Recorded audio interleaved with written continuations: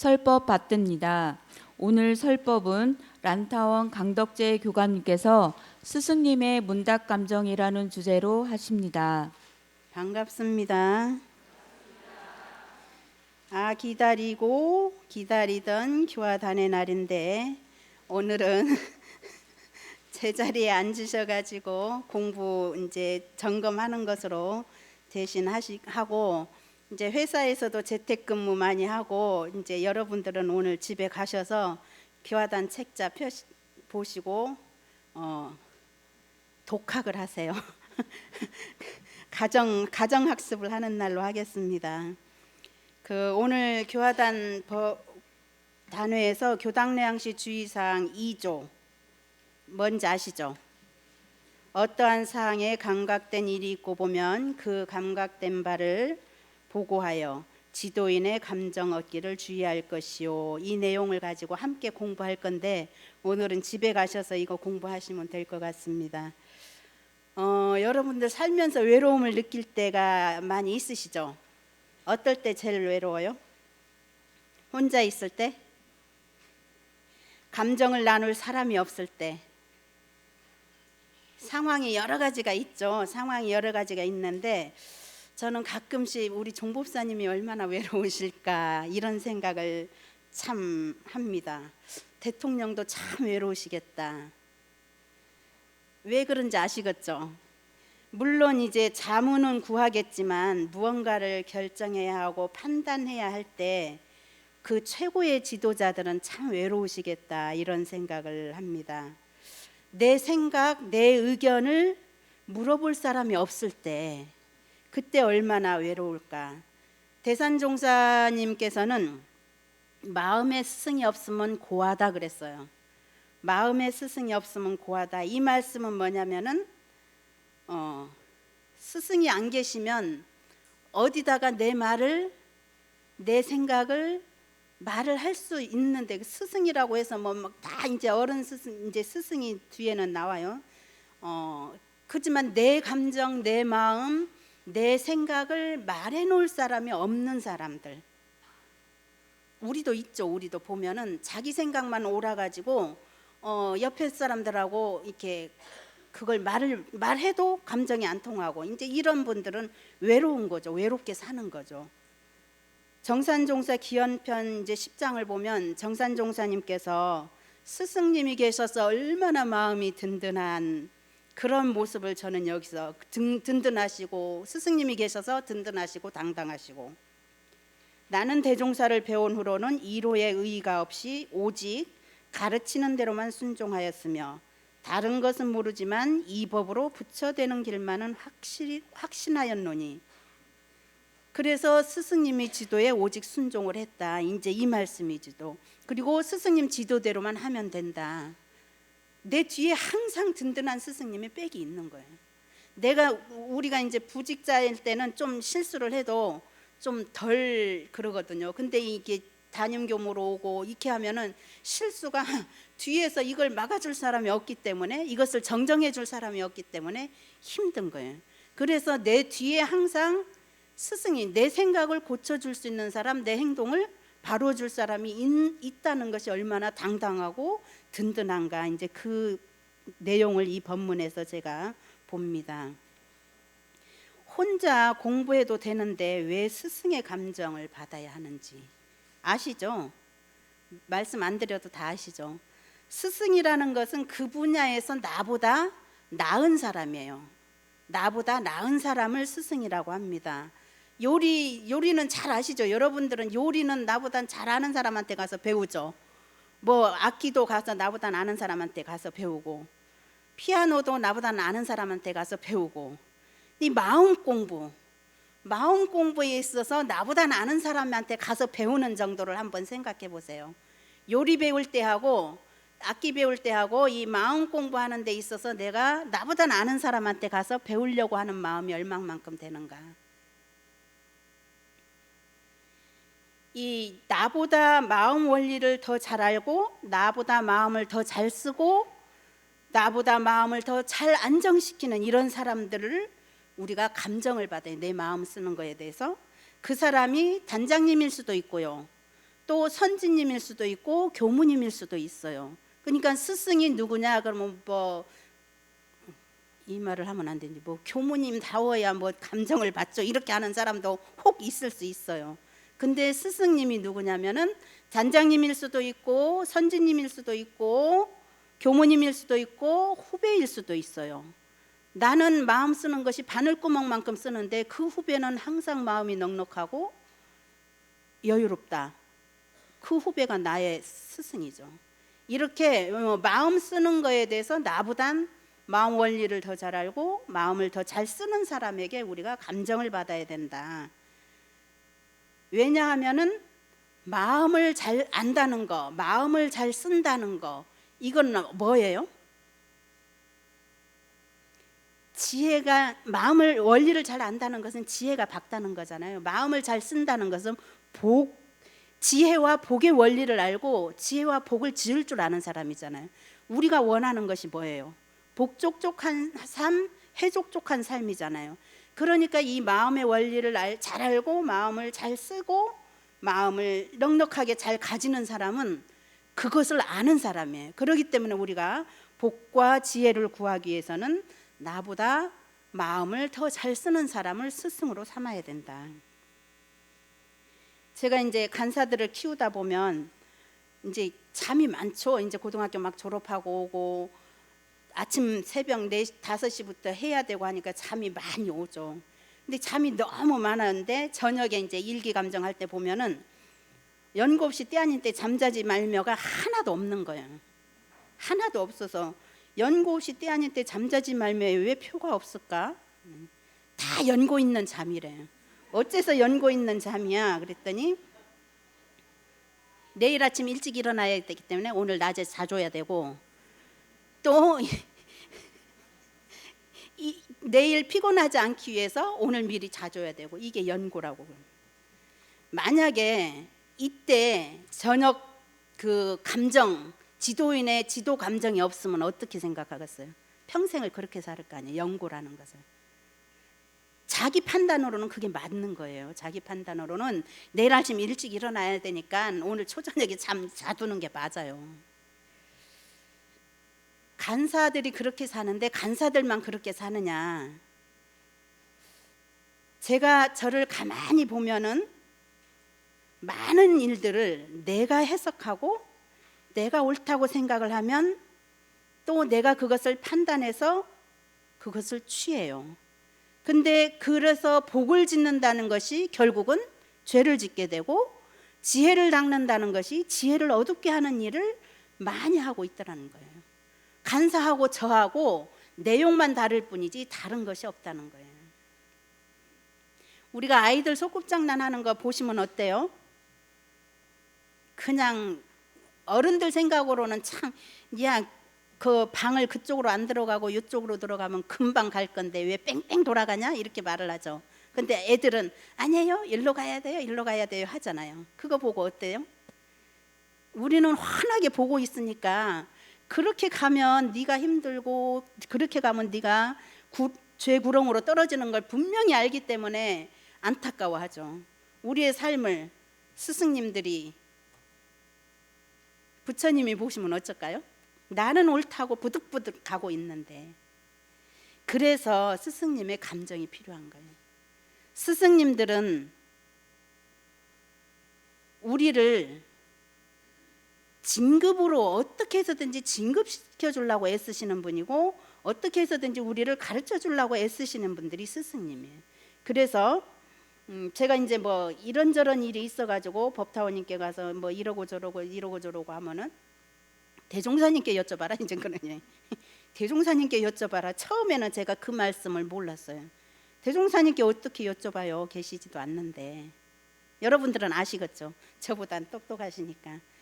대종사님께 여쭤봐라. 교법에 대조해봐라. 그게 교법에. 감정을 누구한테 받냐? 대종사님께 받아요. 우리 지금 다 감정을 대종사님께 받을 수가 있어. 교법을 통해서 정전을 통해서 대종경을 통해서 정산종사님 법어를 통해서 내가 하는 일이 옳은지 아는지를 감정을 받을 수가 있다고요.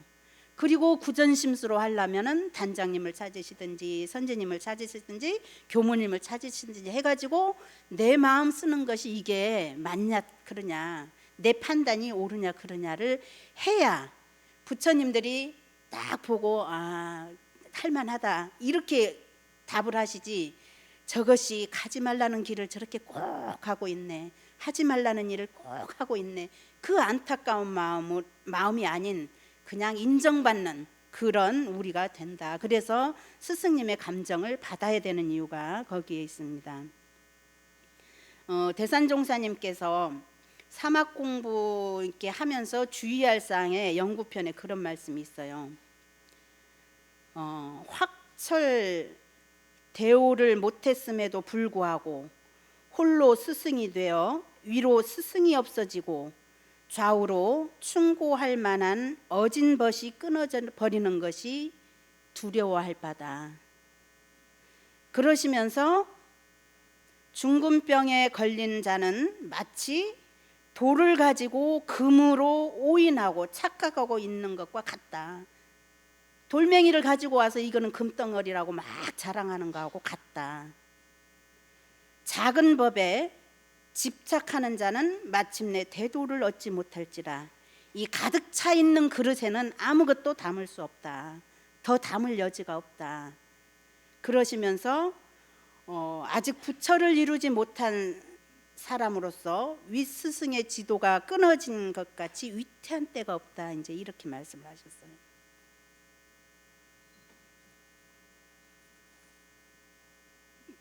하면서 저는 매 저를 되돌아봅니다. 어떠한 사항에 감각된 일이 있고 보면 그랬는데, 경계를 이제 맞이해서 우리가 늘 들었던 법문, 내가 연마했던 법문이 아 이게 바로 인과구나, 이게 바로 마음의 여유구나, 이게 바로 해탈이구나, 이런 느낌들이 오죠. 아 이게 마음을 돌리라는 말이 이 말이구나, 마음을 멈추라는 말이 이 말이구나, 이런 것이 느낌이 올 때가 있어요. 그런 것들을 감각감상이라 그러거든요. 감각감상. 우리가 경계를 당할 때 마음을 주의 깊게 돌아보지 않으면 그 소중한 감각들을 다 놓치게 돼요. 실은 우리는 원불교인들은 공부를 많이 해요. 많이 하는데 못한다고, 나는 공부를 못한다고 하고 교리를 모른다고 해요. 그 뭐냐면 교법하고 대조하면서 아 이것이 대종사님께서 말씀하신 멈추라는 공부구나, 아 이것이 대종사님께서 말씀하신 마음을 키우라는 거구나, 이렇게 대조를 못할 뿐이지 공부는 하고 있는데 이게 딱 교법하고 대조가 안 되니까 그때 가버리면 잊어버리고, 이게 교법하고 연결이 딱 안 되니까 교법은 따르고 생활은 따르고 해서 늘 우리들 마음속에 내가 공부가 안 되는 것으로 계속 이제 돼요. 그러니까 이런 감각들이 왔을 때 한 줄 감사 일기에 쓰시든지 정기 일기에 쓰시든지 수첩에 쓰시든지 형식은 따지지 않고 그냥 아 내가 오늘 이걸 했는데 이게 이 마음이구나, 이게 대종사님께서 말씀하신 거구나, 이렇게 기록을 해보면 그것이 감각감상이거든요. 그래서 이것을 언제 와서 얘기를 하냐면은 단회에 와서 얘기를 하고 교당에 공부할 때 얘기하고, 하여튼간 이제 스승님들을 만났을 때, 동지들을 만났을 때 감각감상을 보고를 하는 거예요. 이게 말 글로 써서 하면 좋죠. 하지 못하면 말로라도 내가 공부하다가 이렇게 이런 생각이 들었다 하고 서로 교환을 하라는 거예요. 그러면은 내 생각이 확고해질 수도 있고 잘못 가는 것은 또 시정할 수도 있다는 거죠. 내가 판단한 것이, 깨달은 것이 맞을 수도 있지만 틀릴 수도 있으므로 우리가 항상 스승, 단장님, 선지님, 교무님, 스승님들의 지도를 받는 것이 이제 중요하죠. 대종사님께서 이제 앞에 했던 말씀입니다. 기술을 배우는 사람은 그 스승에게 기술 감정을 받아야 바르고, 마음 공부하는 사람은 마음 원리를 알고 마음을 잘 쓰는 사람한테 지도를 받아야 된다. 그게 뭐냐면 심사를 두는 일이에요. 마음에. 정산종사님께서 성주 성지에서 이미 영통하셨죠. 정산종사님께서 대종사님 만나시기 전에 이미 영통을 하셨어요. 근데도 스승님을 찾아왔어요. 그리고 영산에서 계시다가 변산에 가셔서 월명암에 계시면서 밤마다 대종사님께 왔잖아요. 학명스님 모르게. 백학명스님 주무시면은 그 뒤에 살감이 이제 이 석도암으로 내려와서 대종사님의 감정을 얻었잖아요. 영통하신 분들도 끊임없이 스승님을 모시고 자기를 감정을 받는 거죠.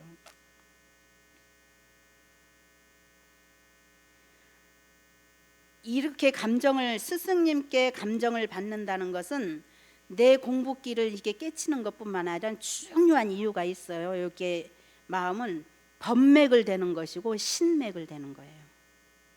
법맥을 대고 신맥을 대는 거예요. 이게 우리가 지도를 받는다는 것은 법맥을 대고 신맥을 대는 거. 종교가에서 법맥과 신맥이 떨어져 버리면은 클 수가 없어요. 클 수가 독불장군이 될 수밖에 없어요.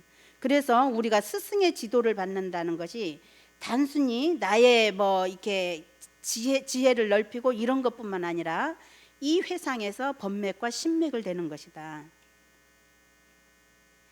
감정 받고 싶지만은 잘 안 되죠. 왜 안 돼요? 에? 저 학교 가서 선생님이 질문하라 그러면 질문 잘하는 사람은 어떤 사람이에요? 질문하라 하면 질문 아무도 안 해. 모르니까 질문 안 하잖아요. 모르니까. 예습을 안 하고, 예를 들어서 지금 코로나 바이러스에 대해서 너무 지금 알려져서 코로나 바이러스에 대해서 뭐 질문하세요 그러면은 뭘 알아야 질문을 하잖아요. 그러니까 그 감정을 못 얻는다는 것은 이 교법으로 일상생활에서 내가 공부를 대중 잡고 많이 해야 감정할 것이 많아져요. 물어볼 것이 많아져.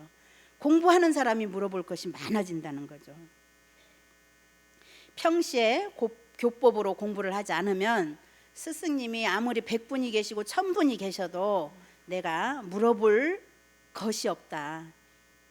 두 번째는 뭐냐면 여러분들이 다 잘 아시는 이제 교재에도 나왔어요. 치심이에요. 치심. 감정을 이게 내가 말을 하면, 내가 이렇게 말하면 교무님이 틀렸다고 하면 어쩔까? 이렇게 말해서 교무님이 아이고 공부가 그 정도밖에 안 되냐고 하면 어쩔까? 또 후배가 이런 걸 보고 아이고 어쩔까? 이 마음이죠. 제일 큰 마음이 이건 것 같아요. 그래서 이제 저희들도 정기일기 쓸 때 대체로 이제 일기는 많이 쓰는데 출가단에 낼 때는 잘한 것만 내요. 꼭 같죠? 여러분이나 우리나. 출가단에 일기 올리는 것은 내가 막 복잡복잡 막 살아서 내가 실패했고 거기서 쓰러졌던 일기는 아마 거의 안 내요. 그냥 복잡복잡 했어도 내가 결국은 이겨냈던 일을 내고 아니면 또 내가 막 잘했던 일기를 내요. 근데 내가 정말 괴롭고 힘들고 해도 안 됐던 일을 이렇게 내놓잖아요.